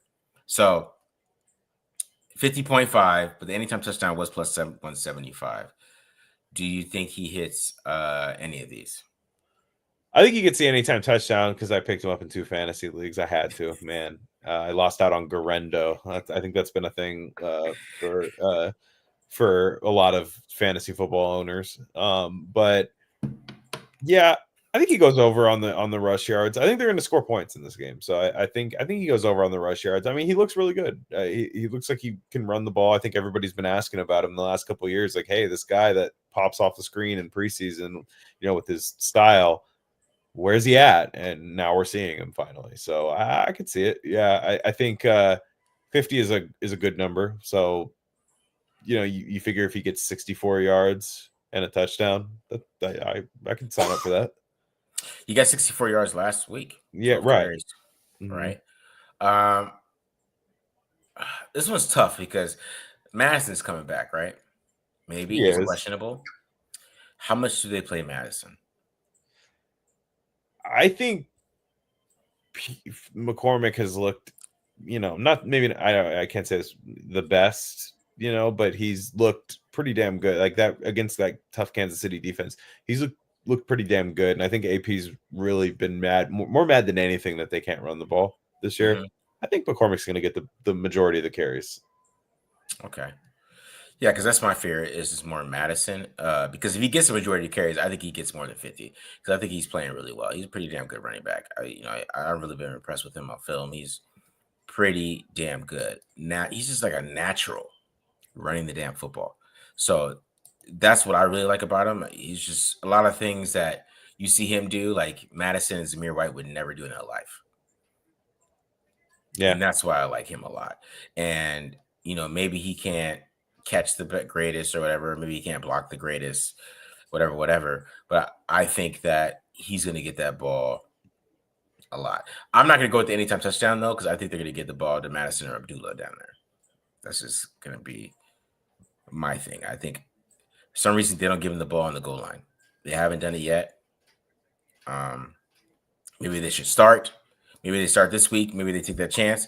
I don't know. But just going from the previous games, they haven't given the ball inside the 20 yet, which is very interesting.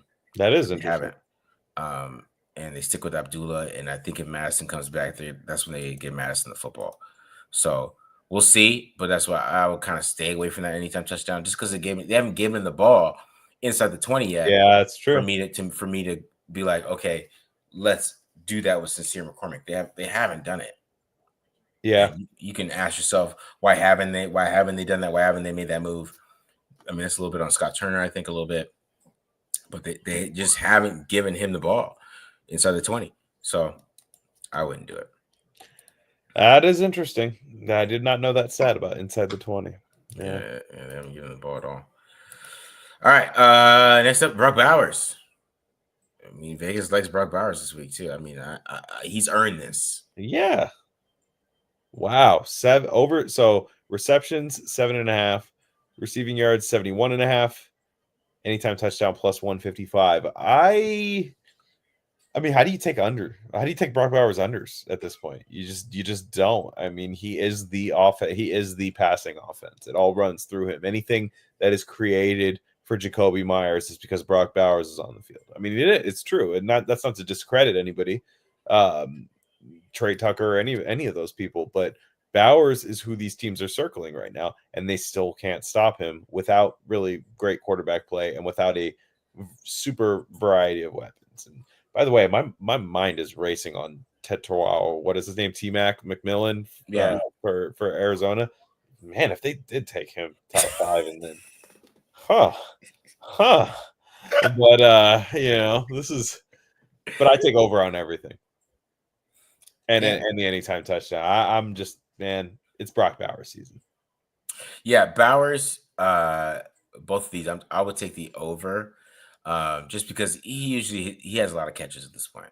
I mean, he has 84 catches in the season, especially in the receptions. I mean, 9 catches, 72 yards. That's easy for Brock Bowers at this point. There's really no point of like trying to fight that.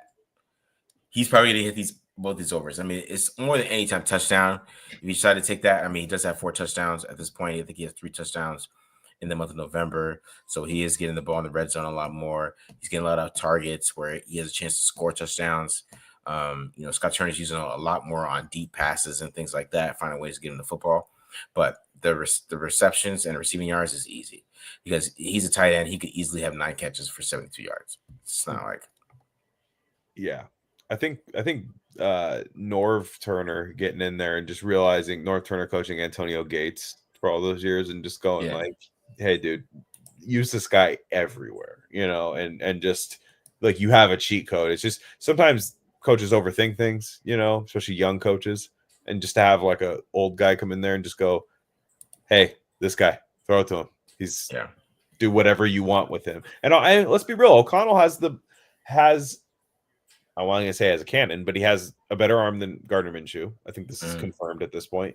Better touch on the ball, absolutely. And can, that touchdown pass to Bowers, like, I feel like that's been there a couple times this year. Just I'm sure you can confirm that for me. And I think he can make that throw. So I'm even more excited for Bowers anytime touchdowns now than I was at the beginning of the year. Yeah, I agree with that, man. I agree. So next up, we got Jacoby Myers, who's been Mr. Consistent. He's getting some love here too. He got 5 catches. He's got 63 yards. I don't know. I feel like that's been the highest for Myers our whole year doing this. 63 yards, receiving yards, 5.5 receptions, anytime touchdown, plus 195. Yeah, I mean, I'm over a lot on a lot of these Raiders offensive players. I think they're going to score the most points they've scored in a game all year, and still maybe give up a lot of them. Yeah, I think this is going to be a very high offensive scoring game. I like his receptions. I'm kind of under on a lot of times, but I think receiving yards he could go over. I think he's usually good for one like kind of 25, 26 yard gain a game, and then like a couple, a few small ones to get him there. So we'll see. But I do like that anytime touchdown. I think if you were to pass, if I was to take the over on O'Connell's passing touchdowns, that means I think he's going to throw 2 or more. I think Bowers and Myers are pretty safe bets if you're going to throw 2 or more touchdowns. At least one of them is going to get one of those, I think. Yeah, even when they're throwing the ball at this point, they're really only throwing to Myers and Bowers. I mean, keep it real with you guys. So, I would take the over on receptions for sure. Even the yards, I would take the over on the yards too. I think since they're only really throwing to 2 guys, and you feel like they're going to throw a lot this game, he's going to be throwing to Myers and he's going to be throwing to Bowers. So I mean, it's going to be really those 2 guys. I think Myers has 1, 2, 3 games over 90 yards the last 4 games. Wow. So I feel like that's gonna be the thing here. So I think Myers is a really big game. Not a big game, but I do think that he hits those overs for sure. A quick aside, there's a lot of people that think he's going to want out after this year, and I don't necessarily think that's true, but what would you say about an extension for him now? I would do it. I like Jacoby Myers a lot. I think he's shown that he could definitely, even if the Raiders can't get in a wide receiver upgrade or feel like they can't get another number 1, I think when you have Brock Bowers and him working together, I think you're okay with the quarterbacks that you have. Because you figure he's got 1 more year. He's making about 12, 13 mil a year, I think, around there. Now, if you just gave him a little bit of a raise and went 15, 16, as the market goes up and you get ahead of that a little bit, I think his game will age really well too. Yeah. I think that's a game you can get at least about 3 or 4 more years out of at least. And I would like to have him and Bowers as kind of guys that are just always on this team, like for at least in terms of 4 or 5 year plan, something to think about. Yeah, 100%, 100%. All right, game line -6.5 bucks. Minus $270 plus 220 LV over under 46.5.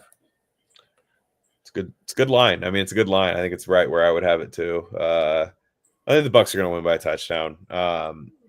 Wouldn't shock me if the Raiders covered, but I think the Bucs are going to win by a touchdown, and it'll be a game where the Raiders are covering most of it, and then it could be like a 10-point loss, at the end where it looks like it was never close.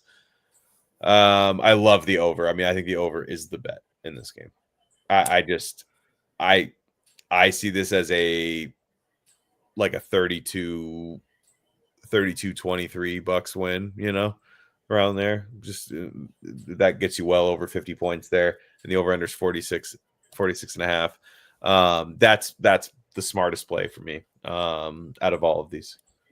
Yeah, I don't know. This game feels weird, so I don't know. I feel like the Raiders might cover. I don't know. I got a feeling. The Raiders might cover. They might just lose by like 5, but I don't know. They might lose by 6, but I don't know if they lose by a whole touchdown. I feel like this game's gonna be a little bit closer than Bucs fans feel comfortable with. Like I think probably Bucs fans are like, oh, we got the 2-10 Raiders, but they just murder them. I think it's gonna be a lot closer for them.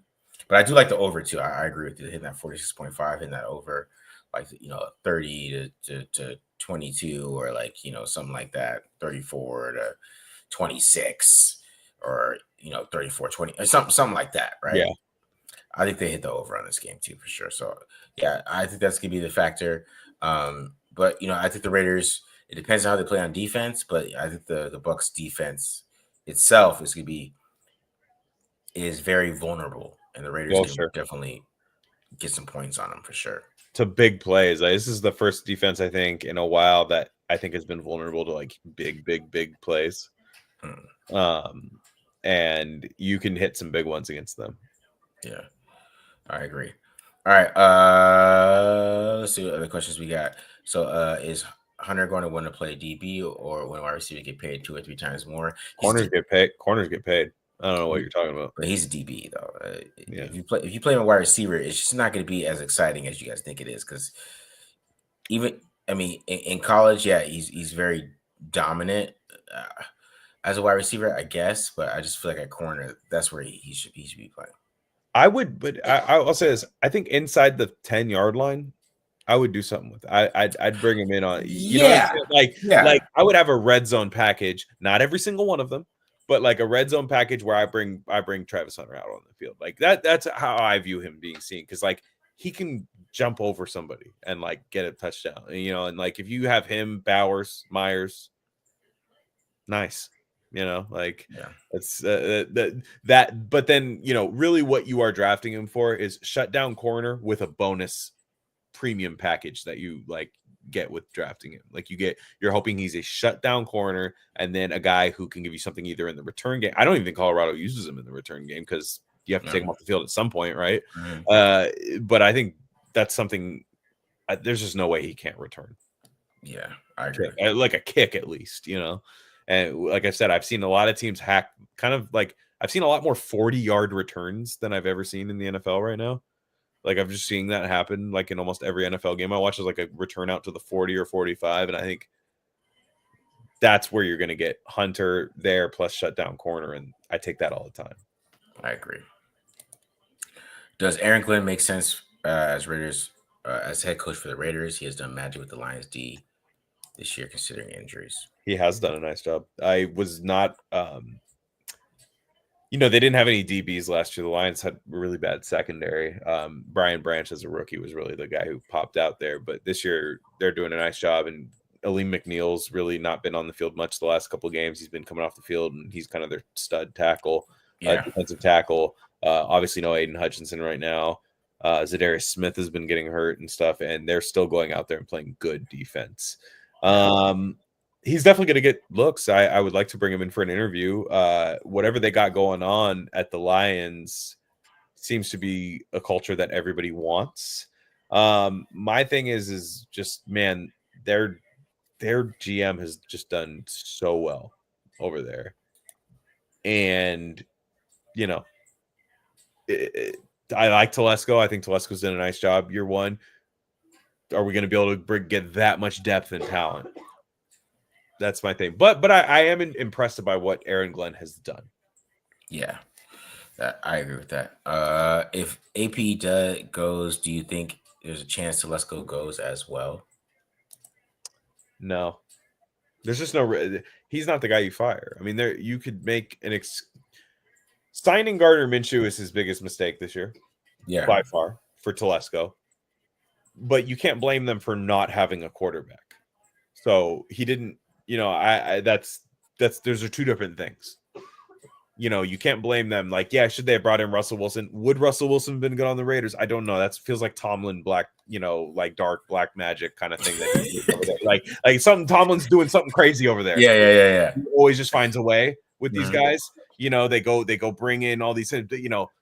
They bring in this guy who sucks, and then you ship out this guy who you find out is like a serial killer or something. like whatever they're doing over there, doesn't always translate. I give Telesco a chance beyond AP personally. Yeah, I agree. Tomlin's hilarious, bro. He's one of one. I think the Russell Wilson thing is going to win him Coach of the Year. Yeah, he's got a chance, bro. He's got a chance for sure. That's kind of it. All right, so let's get to these games. Let's get to these NFL games here. Let's get to the nitty gritty here. NFL Falcons, Vikings, Bills versus Rams, Chargers, Chiefs, Seahawks versus Cardinals. Yeah, I did not spell Seahawks right. Goddamn. All right. Anyways, Falcons versus Vikings. What do you got? This is the Kirk Cousins revenge game. I'm already going to be calling my shot, and this is going to kind of save my pick here. Michael Penix is going to be starting next Monday night as his first start against the Raiders. It's going to be that type of year for the Raiders, where we have to go face the one that everybody thought would fall to us. I think Kirk Cousins is going to get his ass kicked in this game. He just doesn't. It's my guy. I like Kirk Cousins a lot. I've always caped for him his career. He just doesn't have anything on the ball anymore. Someone said when he threw his pick six, it looked like a paper plane, which I think is apt. Everyone keeps waiting for the Vikings to fall off, but they keep constantly, winning and scoring points. And Brian Flores is going to blitz the hell out of Cousins, and something about that Atlanta Falcons offense it's just not where it should be. So I think Vikings cover. All right, yeah. I think. Yeah, I think the Falcons cover on this game too. I think the Falcons play better than they actually show up. Even though Kirk Cousins and the ducks he was throwing last week are very, very, very concerning. I think he just, I don't know, man. It's the way he was throwing the ball. I don't know what's wrong with this. Because he didn't have a shoulder injury, did he? He have a shoulder injury. Correct. Does he? I thought he was in Achilles. Because that ball is floating. Well, Achilles can, if it's your push-off foot, like you're not able to drive. I don't know. I could see that yielding the same result. Yeah, I don't know. To me, I just don't think he can throw the ball that well. Bijan's playing really well, but that Vikings defense they're gonna take him away, I think. And make them win with Pitts, London, Mooney, guys like that are going to have to win, and I just don't know if Cousins can get them the ball. Yeah, I'm gonna say the Vikings -6. Vikings -6 for sure, especially if they're at home. Yep, and like I said, they're 10-2. It's crazy that team, they're 10-2. I know, isn't that wild? Sam Darnold's 10-2. They should have lost last week. You called the kind of Arizona kind of like big game crumble kind of thing. Yeah, they did. They crumbled last week too. Yeah, they did crumble big time because they were up in that game, but they controlled the entire game. They controlled. I watched that whole game. They controlled the entire game. They left some points on the field for sure, but they still were in control of it. And then they just They were up 3. They kicked the field goal when I thought maybe going for it would have been the thing. Going up 6. Do you really think your defense is going to stop them, one last time? I don't know. It just felt like they had a chance to put the game away, and they didn't. Yeah, I agree with that. I mean, they did have a chance to go score it too. I mean, Kyler Murray threw an interception. So. They did. That was a bad pick. Yeah, really bad pick. All right, Bills versus Rams. Bills are red hot. They're 10-2. They just beat the 49ers. What do you think about this game? Because I think this game's interesting. So who is the good quarterback the Rams have beaten this year? Just off the top of your head. I'll tell you who I watch most of their games, so I know the answer already. But to be honest, now I'm thinking about it, like, I don't know. Brock Purdy's the best quarterback they've beaten this year, which I'm not saying I think Brock Purdy's a good quarterback. I just mean they've lost to Jordan Love, Jalen Hurts. They lost to I'm trying to think who else they've lost to a couple other guys, that are good, and they've beaten Gardner Minshew / Aiden O'Connell. Mm-hmm. They've beaten Sam Darnold, who he's having a good year, but Sam Darnold. They've beaten Geno Smith, which again you're seeing the tier of quarterback that they beat. Josh Allen is the best quarterback in football right now. Yeah, it's not even close. I don't know. I mean, Lamar. I mean, technically, the best quarterback in football is Joe Burrow, but he's on the Bengals. So no, I agree. Joe Burrow is going off. You're right. That might actually be true. Josh Allen he's just playing the most like winning quarterback football. He's like having that year. And let's be real. They traded away and so wide receiver 1 and 2 in Buffalo last year got traded and left. And they didn't really like fill in with like a big free agent or anything. It was just Keon Coleman and Khalil Shakir. Khalil Shakir is very good, but and James Cook's having a big year. Like Josh Allen's out of his mind right now. Whereas Lamar has Zay Flowers, Mark Andrews, Isaiah Likely, guys like that. And I'm sorry, Lamar laid an egg last week when he had a chance to like really do that. And what the Bills have going with that snow and all that, and I know they're going to be playing indoors here, but I think Stafford got diagnosed with an ankle sprain last week that he's going to be playing through. Yeah. I think the Bills are going to cover this game. Yeah, I think the Bills probably win that game pretty easily. I just think the Rams aren't that good of a team where they can hang with the Bills. No, and they, like I said, the Rams are kind of similar to the Chargers right now. Now the NFC is tougher than the AFC this year, so the Rams' record is not what the Chargers is. The Chargers, if you are worse than the Chargers are going to beat your ass. If you're worse than the Rams are going to beat your ass. Yeah. If you're better than the Rams, like by a lot, they're going to get their ass kicked. And I think Stafford's going to get like hurt this game. Stafford has been skating. He has been getting his ass kicked this year. He's down to his 3rd string right tackle. Mm-hmm. And if he's not getting that ball out quick, and he likes to hold the ball, he does it to himself a lot. Yeah. But man, this is just one of those games where everybody's like, watch out for the Rams. Watch out for them. Like, oh man, watch out. No, watch out when they play teams like the Saints, and they own Derek Carr. So you know what I mean? Like it's not, I think Derek Carr's lost to him 3-4 times at this point. Yeah. So it's just the guys they beat are guys you expect the Rams to beat when you talk about quarterbacks. Josh Allen, no. Yeah, I can't see them doing that. All right, Seahawks versus Cardinals. Spread is -3, the Cardinals way. So Cardinals -3. Over under is 44.5, and this is at Arizona. This is funny. This is a game I think is going to be one of the better games of the week, but it's also 2 teams I should never be allowed to bet on. Yeah. I have no idea what's going to happen in this game. You could tell me every scenario. You could tell me a 13-10 Cardinals win. You could tell me a 45-40 Seahawks win. You could tell me that, there could be an insane, global cataclysm of rain and tsunamis or whatever, like caving in the Cardinals, where anything could happen in this game. Yeah. I'm just gonna flip a coin like Harvey Dent right now just to figure out what's happening in this game. I will take Seattle covering Seattle +3, and I'll probably be wrong. Yeah, I'm going to take Seattle in this game because I think Seattle's playing better defense. I think Seattle has a better roster, right? I mean, even if you go, maybe Kyler Murray's a better quarterback than Geno Smith, but just the roster itself for the Seattle, I think they started off slow, but you still have Little Williams who's playing really well. Yeah. You got Devin Witherspoon. You got who's the corner? I can't even think of his name right now. With a super Kobe fast Bryant. dude. The other, they got two corners. The other one, the tall dude is runs like a 4.2. Oh, I don't know. I can't think of his name right now, but they got that corner over there.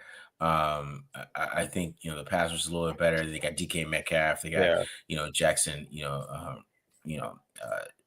Guy from Ohio State. Jackson Smith and Jigba looks really Jackson Smith and Jigba. Yeah, he's really taken a step forward this year. I think he's become really good. No, you're right. They're a better team. Like they are. I think Jonathan Gannon is like a good coach. I think Cardinals are well coached. They don't quite have the talent yet. And depth, I should say. I think they're still about a year away, but it's just, man, this is going to be one of the, I feel like Seahawks versus Cardinals for like the next 3 or 4 years is going to be a really weird rivalry where it'll almost be like bootleg, like straight to DVD, red box, Steelers Ravens. Yeah. we don't have Steelers Ravens money. We're going to Seahawks Cardinals. Tariq Woolen. Yeah. Wow, that's crazy that I didn't remember that. But yeah. All right. Last one: Chargers versus Chiefs. Chargers versus Chiefs. Sunday Night Football. I'm gonna take the Chargers covering, but they're gonna lose this game. This is gonna be a classic. This is gonna be a classic Saved by the Bell Chiefs win. Just kind of no reason to win this game, yet they do. Chargers, like I said, are like the Rams. If you're worse than the Chargers, the Chargers are your worst nightmare. If you're better than the Chargers, they're an easy win. They're not easy win, but you're just going to win. And the Chargers, that Atlanta game where Kirk Cousins was throwing those horrible interceptions. People are talking about the pick six he threw. That was bad.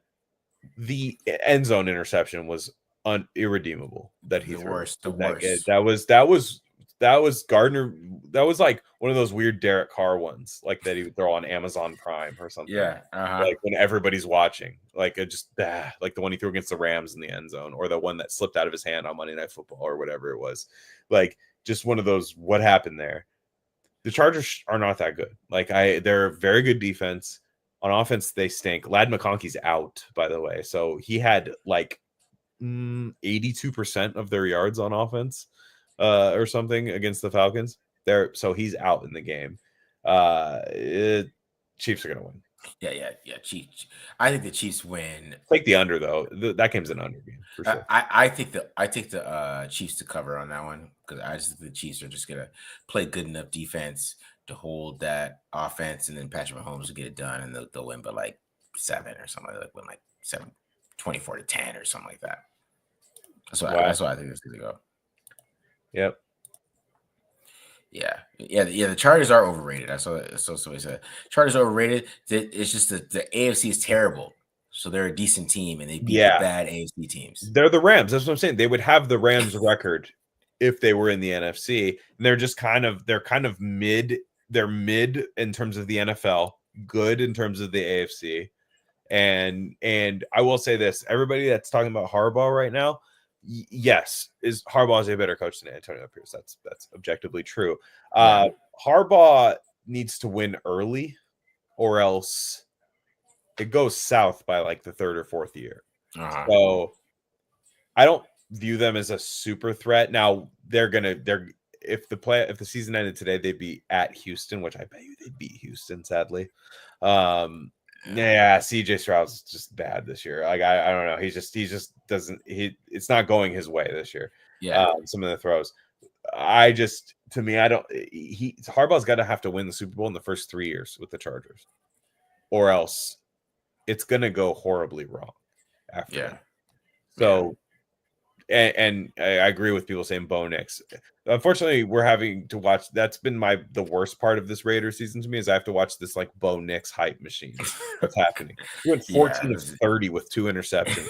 One huge throw that could have been his 3rd interception, by the way. I don't know. The Raiders should have picked him off 3 times. Yeah, that's what I'm saying. Like, I'm just saying this guy is he's having a good rookie year. And that's also, to me, the thing with Shedeur Sanders is I don't think he has as good of an arm as Bo Nix, but he's going to play like Bo Nix. And that's kind of like a little scary to me, just slightly. And I just, like watching this year has been pissing me off. Is like every time I see a Raiders fan talk about Bo Nix, it bothers me because I'm like, no, bro, what about 2 years from now? Do you really believe the Raiders? Does he really scare you 2 years from now? That's what I mean. And it's like, we all know what's going to happen in 2 years. To me, he's Alex Smith, is where everybody loves Alex Smith when they first get Alex Smith. They get Alex Smith and you're like, wow, he runs the offense. He's smart. He can run around. He's gritty, and all that stuff. And then 3 years from now, they'll be like, okay, Alex Smith's good, but like, how do we upgrade, And that's what Denver's going to be in. And the Sean Payton Denver thing. And look, one, if not both of those, really just one of those teams is going to make the playoffs. It's going to be annoying. But I just don't have this like, why is he in my division for 10 years like I did with Mahomes of either of those guys, Herbert or Nix? Yeah. I am not scared about Nix at all. No. A lot of people are, though. I don't understand that.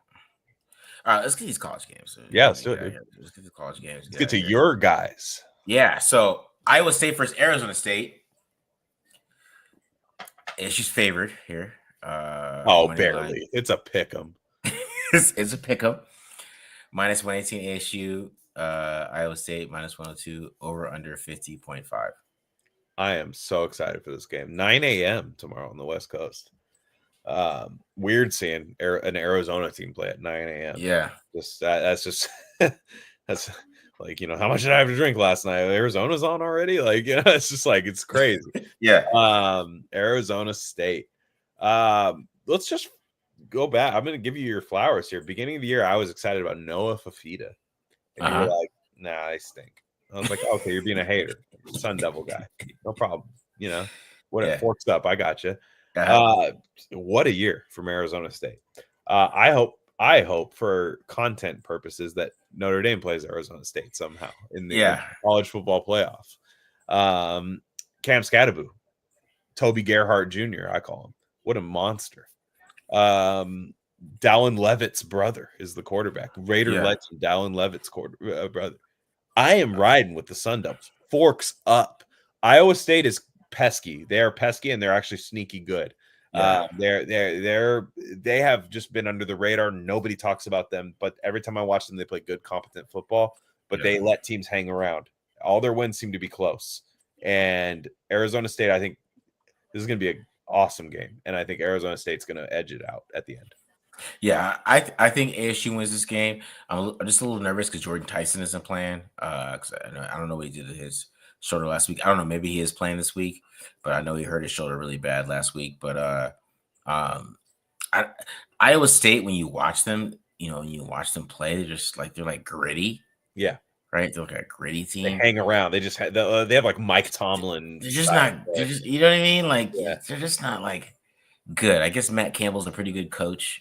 Yeah, right? He is. He's a good coach, but like I don't know. I just feel like ASU is going to be ready for this game. I feel like that.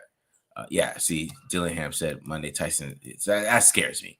Yeah, but Dillingham gets you hype though. Like as a gambling man who has no horse in this race emotionally, when I bet on a team and I look and I see like Dillingham just like getting all hyped and like that's the guy. I'm like, okay, like take me for a ride. Let's go. Like I will say, like Iowa State, for anybody who hasn't, a lot of people have not watched them play this year. I watched them play. I think it was it who did they play the other night? They played, was it BYU? Then they played. I forgot who they played last week. Last week Kansas State, and they I mean, they were just like gritty, bro. I watched a couple games they played. Physical team. Their quarterback's not good though. That's the thing. They're not. No, but they're a physical team. They make you kind of play in the mud a little bit, like they make you play the way they do. That's why, like, whenever you play a Mike Tomlin team, you play Steelers football against them. Like, no matter what your identity is like they control it, and that's kind of what Iowa State does. But the thing is, Arizona State has that. If Scadaboo's playing and playing well, it's really tough to stop him. He can play gritty and he can play in space, which is what I really like about him. Is he coming out this year, by the way? Yeah, he's a senior. Oh man, what's his draft stock? I mean, the guy's a beast. I don't know. I think he's got to go to the Senior Bowl and stuff like that, but yeah, he's a beast. Like, I mean, in the open field, it's just really tough. I mean, like, to me, go hire Kyle Shanahan, draft Cam Scadaboo, like third round or something like that. Like, what? Let's go to work. Like, I think this is I think this is going to be a really good game. I think so too. I think so. So does Vegas. Apparently, it's -1. But yeah, exactly. All right, Georgia's first Texas. What do you think about this one? I think Georgia's going to win this game. I have weird, man. Can you talk me out of Quinn Ewers, because he throws really nice. He throws really nice. He has a Russell Wilson deep ball. I like it. He has that Russell Wilson moon deep ball that I really like. Quinn Ewers has great arm talent. Okay? Yeah, he can make sidearm throws. He can make every throw that you could think of. The problem with Quinn Ewers is pressure. If you get any pressure on him, bro, he has the worst pocket presence you can find. And sometimes he just makes the stupidest decisions. He does. That you can think of, and especially when he's under pressure. So Georgia, which they did last time when they played Texas, they get pressure on him, he becomes a pumpkin. Yeah, that's the whole thing with him. Like, yeah, if you have a great offensive line and you give him time and he can throw the ball deep and he could just rip some balls, you could be like, oh my God, he's a first round pick. But as soon as you get pressure on him, his feet start tapping, he gets happy feet, he starts moving around really funny, and he starts making stupid ass decisions and throwing picks, and that's how Georgia's going to be. That's why I think man, because some of his throws, I'm like, whoa, he'll make a throw. I'm like, man, that's a nice. He had a deep ball, like a go ball against A&M, where I was like, whoa, that was just like. But you're right. Like it still is like, well, why aren't you dominating this team right now? Exactly, and that's why. Because Texas A&M was able to get pressure on him, and tell you, he just like his feet, like he's, I don't know, he just can't handle pressure.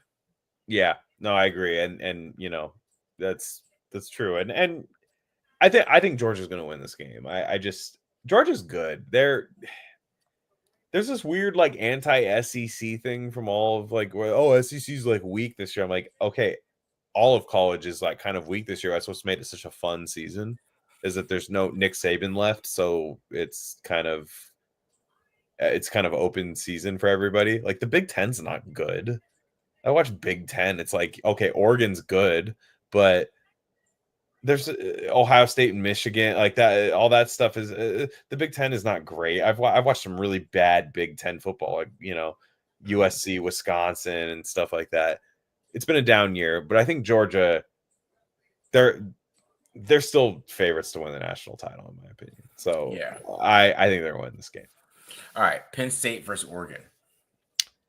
Spread is Oregon -3.5. I hate watching Penn State play football. They should have lost so many games.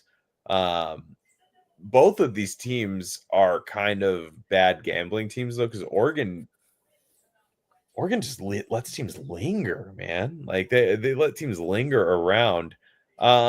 I like the under in this game, actually, though. I do. I like under 50 in this game. Really? You think so? I do. I think both offenses are going to really hit brick walls against each other in this game. Oregon is just like, if teams don't just let them have free real estate all the time, they kind of get clunky. Mm-hmm. And Penn State is just, on offense, just like, man, I feel like there's so much better. They have an awesome tight end, 44 for them. I can't remember what his name is. Warren. Beast. Yeah. There's things I like about Drew Aller.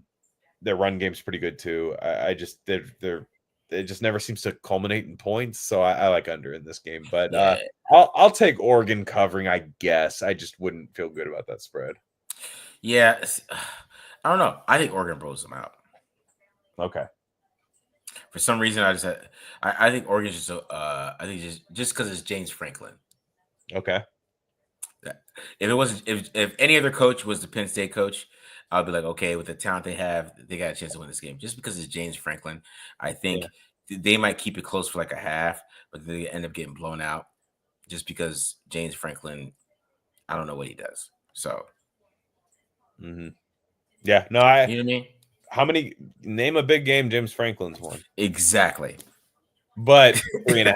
So 3.5 is not winning. When you're down 3.5, the minute it gets beyond a field goal, they don't expect you to win at all. See, he said Abdul Carter's a freak. I mean, how many freaks has James Franklin had? Yeah, I know. That's what I mean. Micah Parsons. Chop Robinson. Last year. I know Abdul Carter is a monster. I will say that's the one thing I think the Raiders might not need in the draft, but I'm like, man, if you take him like whatever, it's another great defensive end, like just he is a monster. Yeah, man. I think they recruit Nigeria, to be honest. You know what I'm saying? I mean, why wouldn't you at this point? I mean, we're starting to see a lot of, Justin Madubuike, you're just like you're seeing a lot of Odafe, yeah, back when he was Jason Owe at Penn State. That's right, yeah. Seriously, man. I mean, Saquon Barkley. I mean, the guy had Saquon Barkley. Exactly. I was saying he has all these athletic freaks and they don't win shit. No, that's why they get blown out. He sucked. That's a problem I hate about Big Ten when everyone hates on the SEC. It's like I watch the SEC and it's like good coaches, good players. I watch Big Ten, it's like good players, horrible coaches. Exactly. Ron Moore sucks. Ryan Day is a fraud. Big time. And then James Franklin, Luke Fickell's been horrible for Wisconsin. And what's his name for Oregon? He is great. I like the Dan Lanning. He's great with Oregon. But like everyone talks about how the SEC's having an off year. I watch Big Ten coaching and I want to just run my head into a wall. Like I cannot stand it. James Franklin's awful. Yeah, awful. That's why I think they're gonna get blown the fuck out. That's what I'm saying. Okay. It might be close. I will take Oregon. Yeah, it might be close. Like it's like 10-13 or something, or like some shit like that, right? And in the second half, they just get blown the fuck out. That's what I think is gonna happen. All right, Clemson versus SMU. So I got to be honest. I haven't watched SMU all year. I watched them live in person. I watched them at Stanford. They're good. They are a very good team. They deserve to be in the playoff. That the schedule there's a big debate on who's a playoff team, who's not. Do we do legacy? Do we do schedule? But with conference realignment, strength of schedules kind of had a weird year with conference realignment. That being said, I like Clemson money line in this game. Dabo, Dabo's won big games. He has. You got to keep Dabo out of the big game if you want to not have him win the big game. What I've said about James Franklin, the opposite is Dabo. I can't stand Dabo Swing, but he's the man is a swindler. He's just one of those like from a Western movie, a guy that sells you like weird alcohol that makes you go blind, but like everyone buys in. I mean, the Clemson just they. I think Clemson's going to win this game. I just don't. SMU just might not be there yet. I think they extended their coach. I think they're building something really nice out there. I think they're gonna be how those years when Texas lost a lot of recruits to A&M and Texas Tech. I think SMU is gonna sap a lot of recruits away from there, especially with their proximity to Dallas and stuff. I think they're in a really good spot. But right now, with Kubnik, I think is the Klubnik. Kubnik run, and I saw SMU. They beat Stanford bad, but the quarterback got hurt in that game, and Stanford's quarterback's last name's Daniels, and he had he had a couple nice runs. I think this Klubnik guy is going to be able to run all over there. See, I'm a different from you because I just don't trust Clemson. That's okay. I don't trust Clemson. And yeah, because I watched the last week in South Carolina, and I feel like they should have won that game. I feel like they kept South Carolina in the game. South Carolina's good, man. I know that quarterback, man. And their defense, they have that freshman defensive end that's like it can like run under like the thing that keeps the pizza together. Like he can like run under that, like he can like run under that little plastic thing they used to put in the middle of the pizza. That guy is like crazy bent. I mean, yeah, but dog, their quarterback 6'3", 242. I know. I'm saying they're really good. I don't think SMU is good, but they're not that good. I don't think. Okay. Yeah. I don't know. It makes me nervous, but I just don't trust Clemson. I don't trust Clemson, so I think SMU will probably pull that game out really late. But I think you wouldn't take Clemson getting 2.5. No, I think SMU probably wins like by 3 or something like that. It's gonna be close, but I think SMU pulls it out just because I think Clemson on offense, I think they're a little iffy on offense. Defensively, they're always good, but I think on offense they're a little iffy. Yeah. I don't know. I think we're gonna get Dabo in the playoffs. Dabo with a bye. That'd be disgusting. No, I'm telling you, but he does that. He's one of those guys. If you watch these Westerns, somebody brought up Buster Scruggs, Deadwood, like all of these guys that got like rotten teeth at the bar in the Western, but they took you for like $25,000. Yeah, that's Dabo Sweeney. All right. We're almost 2 hours here, man. Last question is when we get out of here. Nick Wright said the Chiefs are playing like the preseason and just practicing like the playoffs. I actually agree with Nick Wright, and that I've said that 3 times in my life, maybe. The Chiefs are the Golden State Warriors.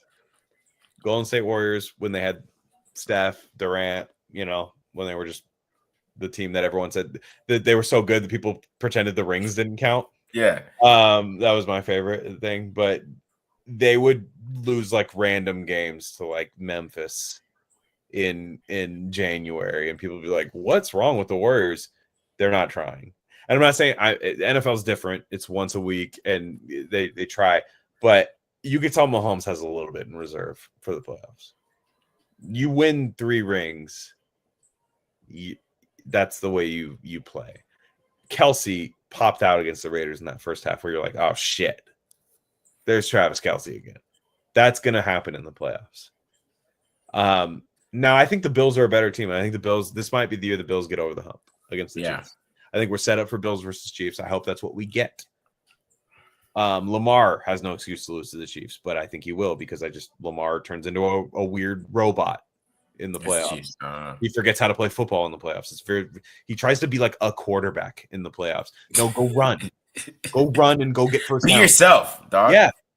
You're a freak. You're an athletic freak at quarterback with a big arm. Go make plays. And he tries to be like they want me to. They say I can't be in the pocket. They say this. They say no.